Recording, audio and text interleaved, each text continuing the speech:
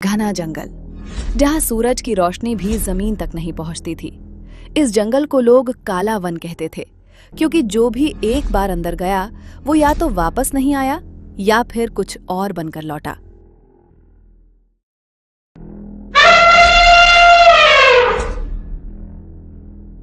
इस जंगल में जानवर अजीब तरह से व्यवहार करते थे।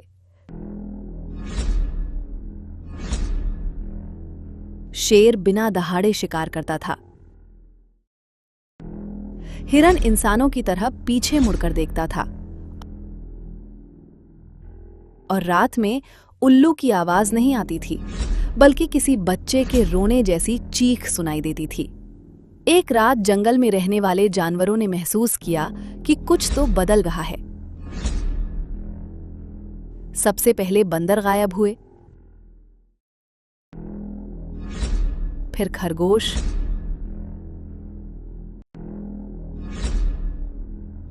फिर हिरन, लेकिन खून का एक भी निशान नहीं था।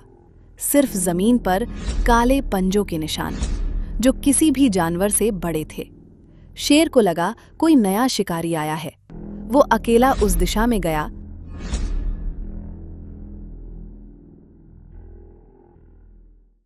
जंगल के सबसे पुराने पेड़ के नीचे उसे एक अजीब सा जीव दिखा।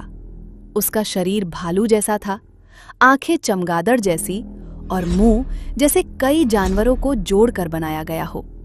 लेकिन सबसे डरावनी बात यह थी, वो जीव बोल रहा था और उसकी आवाज हिरन की थी।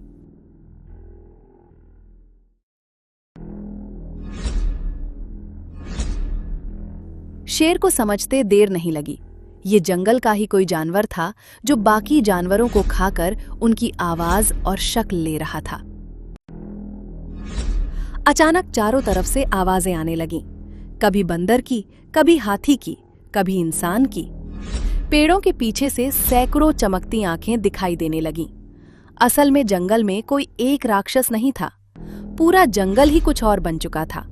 पेड़ सांस ले रहे थे, झाड़ियां हिल नहीं रही थीं, बल्कि रेंग रही थीं। जमीन के नीचे कुछ चलता हुआ महसूस हो रहा था। शेर भागना चाहता था, लेकिन उसकी टांगें हिल नहीं रही थीं। उसने नीचे देखा, उसकी परछाई अब शेर की नहीं थी, उसकी परछाई में सींग थे। अगली सुबह जंगल बिल्कुल शांत था। कोई आवाज नहीं, कोई जानवर नहीं, सिर्फ एक नया पेड़ खड़ा था, जिसकी छाल पर शेर जैसी आंखें बनी हुई थीं और हवा में हल्की सी फुसफुसाहट थी, जैसे पूरा जंगल एक साथ कह रहा हो, अब तुम भी हमारे हो।